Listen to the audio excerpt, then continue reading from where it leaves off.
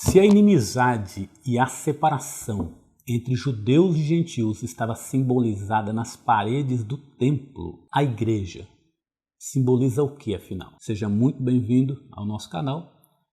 Nós estaremos tratando sobre Cristo, a nossa reconciliação com Deus. Recordando um pouco do que nós vimos na última lição, Efésios capítulo 2, a partir do verso 12, nos diz assim: que naquele tempo estáveis sem Cristo, separados da comunidade de Israel e estranhos ao concerto da promessa, não tendo esperança e sem Deus no mundo. Mas agora, em Cristo Jesus, vós que antes estáveis longe, já pelo sangue de Cristo chegastes perto, porque Ele é a nossa paz, o qual de ambos os povos fez um, e derribando a parede de separação que estava no meio, na sua carne, desfez a inimizade, isto é, a lei dos mandamentos que consistia em ordenanças para criar em si mesmo dos dois um novo homem, fazendo a paz. E pela cruz reconciliar ambos com Deus em um só corpo, matando com elas a inimizade. E vindo, ele evangelizou a paz, a vós que estáveis longe e aos que estavam perto. Porque por ele, ambos temos acesso ao Pai em um mesmo Espírito. Assim já não sois estrangeiros nem forasteiros, mas concidadãos dos santos e da família de Deus. Qual era a condição do gentio? Estava sem Cristo, incircunciso, separado da comunidade de Israel, estranho às alianças e sem Deus. Toda essa condição, ela era simbolizada nas paredes do templo. O templo, como você pode ver aqui ao lado, ele tinha pátios. E aqueles pátios, eles eram limitações onde o adorador poderia chegar. No primeiro pátio, próximo ali do santuário, do local onde se fazia a oferenda, existia o pátio dos sacerdotes. Era o local mais próximo que se podia chegar. De frente para aqueles pátios, tinha o pátio do homem judeu, que era o adorador que mais se aproximava. Atravessando aquela parede, tinha um pátio mais inferior, que tinha acesso por escadas. Era o pátio da mulher judia. E praticamente fora do templo, nas laterais, existia o templo do gentio. Então toda essa situação aqui, ela era simbolizada nas paredes do templo. Mas o texto vai dizer que Jesus veio e derrubou a barreira. Ele desfez a inimizade. E o que é que muda? Muda que antes de Jesus derrubar a barreira, a nossa condição era essa. Depois que Jesus morreu e ressuscitou, a nossa condição está descrita no verso 19, que diz assim: assim que já não sois estrangeiros nem forasteiros, mas concidadãos dos santos e da família de Deus. Para nós entendermos isso, nós temos que voltar um pouquinho na história. No primeiro livro dos Reis, no capítulo 8, no verso 13, nos diz assim: certamente te edifiquei uma casa para morada, assento para a tua eterna habitação. Então virou o rei o rosto e abençoou toda a congregação de Israel, e toda a congregação de Israel estava em pé. E disse: bendito seja o Senhor, o Deus de Israel, que falou pela sua boca a Davi meu pai, e pela sua mão o cumpriu, dizendo: desde o dia em que eu tirei o meu povo de Israel do Egito, não escolhi cidade alguma de todas as tribos de Israel para edificar alguma casa, para ali estabelecer o meu nome. Porém escolhi a Davi para que governasse sobre o meu povo de Israel. Também Davi meu pai propusera em seu coração edificar casa ao nome do Senhor, o Deus de Israel. Porém o Senhor disse a Davi meu pai: porquanto propuseste no teu coração edificar casa ao meu nome, bem fizeste em o propor no teu coração. Todavia, tu não edificarás essa casa, porém teu filho, que descender de ti, edificará esta casa ao meu nome. Muito bem. Davi tinha feito um propósito. Ele disse assim: eu habito numa casa bem construída. E a arca do Senhor, que era o símbolo da presença de Deus, habita em tendas. Eu vou edificar uma casa ao Senhor.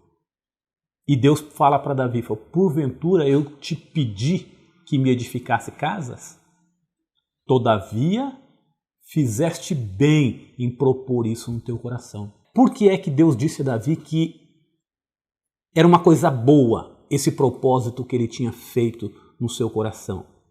Porque através dessa edificação, Deus ia formar a história. Nós vamos compreender isso à medida que nós entendermos as paredes do Templo de Salomão e o que é a igreja. Não podemos esquecer que todos os versículos que nós estamos interpretando no livro de Efésios têm que ser interpretados à luz do seu tema, do tema da epístola, que é a igreja, o corpo de Cristo. Através dessa simbologia do templo como morada de Deus, Deus iria demonstrar a sua graça e iria mostrar como é que a sua graça atingiria os gentios.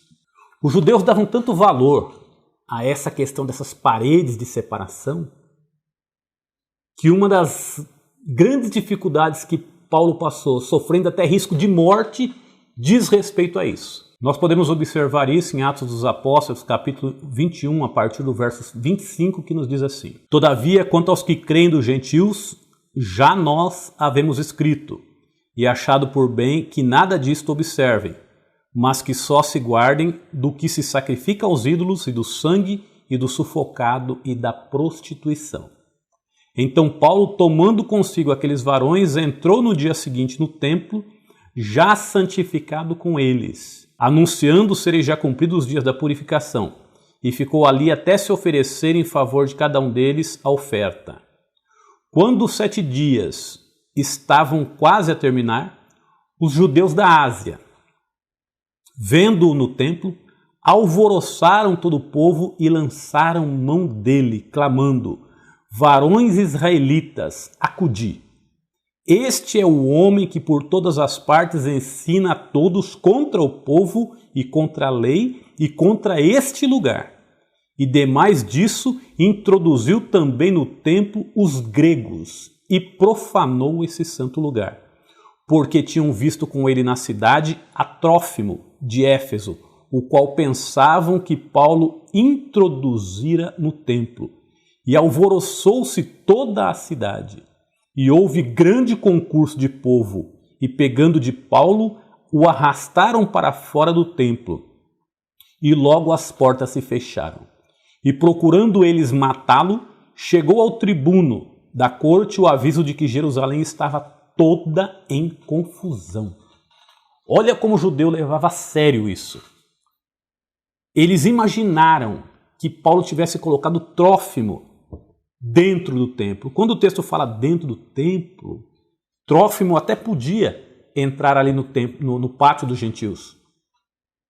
Mas Paulo, como judeu, ele poderia atravessar o pátio, passar pelo pátio das mulheres e ir até o pátio dos homens. E alguém imaginou que Paulo tivesse feito isso levando Trófimo consigo. O historiador Flávio Joséfo vai dizer que existia ali no muro inscrições em grego e em latim, que eram as línguas mais importantes da época, mais fluentes da época, porque eles estavam no Império Romano e o latim era predominante, porém o Império era norteado pela filosofia grega, era influenciado pela filosofia grega, e essas eram as línguas mais importantes. E o historiador Flávio Joséfo refere que existia placas ali avisando aos gentios que se eles atravessassem aquela barreira, eles estavam correndo risco de morte. Muito bem, respondendo à pergunta que nós fizemos no início, se as paredes do templo simbolizavam a barreira e a inimizade, a igreja simboliza o quê? A igreja é símbolo da reconciliação entre os homens, da reconciliação com Deus e da reconciliação consigo mesmo. O texto na carta de Paulo aos Efésios, no capítulo 2, no verso 20, vai dizer assim: edificado sobre o fundamento dos apóstolos e dos profetas, de que Jesus Cristo é a principal pedra de esquina, no qual todo o edifício bem ajustado cresce para templo santo do Senhor.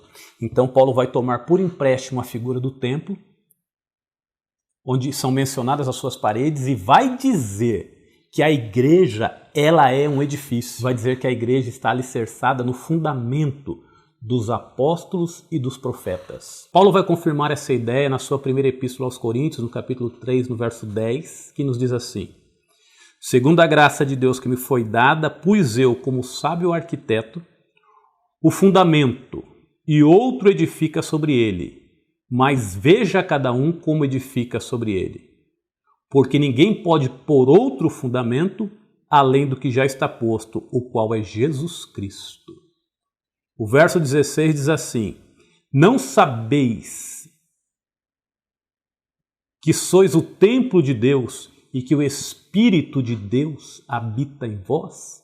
Perceba que Paulo vai tomar aquela estrutura do templo e vai transferir e sair para a igreja, porque a igreja agora é o templo de Deus. Então, existia a divisão entre judeus e gentios, existia inimizade, existia barreira, mas a Bíblia vai nos dizer que Deus, de ambos os povos, fez um.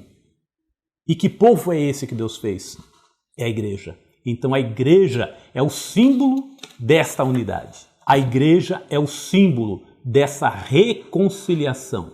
Existem outros textos que podem cooperar com essa verdade. Podemos citar, por exemplo, a primeira Epístola Universal de Pedro, capítulo 2, a partir do verso 5, que nos diz assim: vós também, como pedras vivas, sois edificados casa espiritual e sacerdócio santo, para oferecer de sacrifícios espirituais agradáveis a Deus por Jesus Cristo. Então Pedro vai confirmar que a igreja também é um edifício e que a igreja oferece sacrifícios espirituais. Vai confirmar que a igreja é o sacerdócio santo. E quem é que compõe a igreja? Judeus convertidos e gentios convertidos. Um novo povo. De ambos, Deus fez um povo, que é a igreja. Muito bem, mas o texto que nós lemos anteriormente fala que Cristo removeu a barreira. Como é que ele fez isso? Através da revogação dos mandamentos. E aí a gente pode se deparar com alguns textos que trazem alguma dificuldade. Por exemplo, Jesus disse assim: eu não vim abrogar a lei, mas eu vim para cumprir. Ora, como é que Jesus pode ter dito que ele veio para cumprir a lei quando ele não guardou o sábado? Como é que Jesus pode ter dito que ele veio para cumprir a lei quando ele tocou em leproso, coisa que o judeu não fazia? Como é que Jesus pode ter dito que ele veio para cumprir a lei quando ele permitiu que os seus discípulos comessem sem lavar as mãos? Como ele pode ter dito que veio para cumprir a lei quando ele comeu com pecadores? Então nós temos que entender que a lei dizia respeito à lei moral, à lei civil e à lei cerimonial. E essa lei cerimonial, então Jesus abrogou. Porque hoje não existe a necessidade para ser salvo de se oferecer sacrifícios para obter perdão dos pecados, porque Jesus já se entregou na cruz. Então essa lei cerimonial ele pôs por terra. E agora nós estamos diante de uma lei muito superior, porque Jesus disse assim: viste o que foi dito aos antigos: aquele que se deitar com uma mulher que não seja sua esposa comete adultério com ela. Eu, porém, vos digo que qualquer um que cobiçar uma mulher já cometeu adultério com ela em pensamento. Perceba que a lei não podia resolver esse problema, mas a igreja, através do Senhor Jesus, através da graça, agora pode. Paulo vai nos recomendar assim: pensai nas coisas que são de cima, de onde nós aguardamos o nosso Salvador. A igreja, com a graça e com a ajuda do Espírito Santo, ela consegue se manter pura e incontaminada do mundo. Mas o texto vai dizer também que Cristo é a nossa paz e vai dizer que ele promoveu a paz. Que paz foi essa que o Senhor Jesus promoveu? Primeiro, a paz entre judeus e gentios, porque agora não tem separação mais. Agora, na igreja, todos estão no mesmo nível e todos estão em pé de igualdade. Ele promoveu a paz também entre o homem e Deus, porque quando o homem pecou, ali no Jardim do Éden, a inimizade estava posta. E agora, quando Jesus morre na cruz, Deus aceita o seu sacrifício como suficiente para perdoar qualquer pecador arrependido. E por fim, essa paz vai ser promovida dentro do próprio homem. Jesus disse assim: deixo-vos a paz, a minha paz vos dou. Eu não vou lá dou como o mundo a dá. Jesus estava mostrando que o povo de Israel, em muitos momentos, teve ocasião de paz. Mas essa paz, ela dependia de condições externas. Com a igreja seria diferente. A igreja teria uma paz que não depende do que está acontecendo lá fora, depende do que está acontecendo aqui dentro. Isso é tão verdade que a Bíblia vai nos dizer que Simão Pedro estava preso porque Herodes tinha matado Tiago, e quando ele viu que isso agradara aos judeus, ele resolveu matar também a Pedro. E a Bíblia diz que Pedro estava algemado, aguardando a sua sentença no dia seguinte. E à noite ele dormiu e acordou com um anjo promovendo a sua liberdade. Perceba que Pedro dormiu, sabendo que iria morrer no dia seguinte. Sabe o que é isso? É a paz que Cristo dá à igreja. Por que muitos cristãos, mesmo diante do câncer, mesmo diante de doenças terríveis, eles têm paz e têm condições de enfrentar a doença?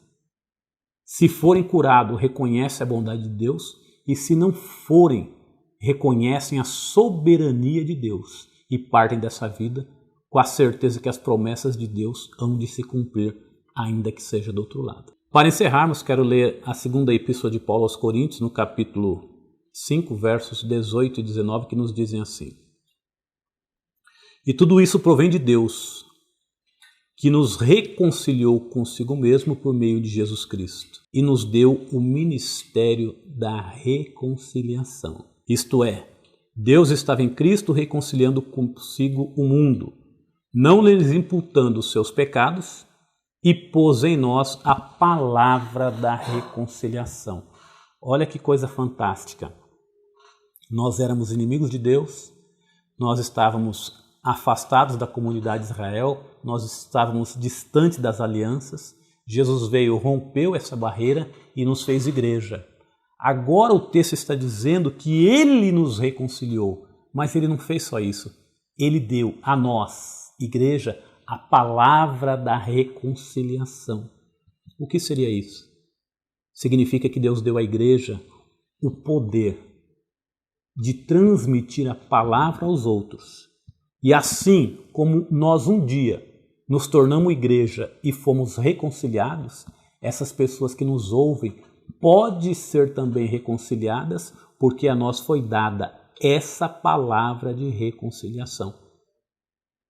E se nós não fizermos isso, ninguém o fará, porque isso foi dado à igreja. Muito bem, se você gostou desse vídeo, curta, comente, nós respondemos a todos os comentários, compartilhe. Se você tem amigo que é professor de escola bíblica dominical, amigos, colegas que gostam de escola bíblica dominical, que estão estudando esse assunto, compartilhe com ele nas suas redes sociais.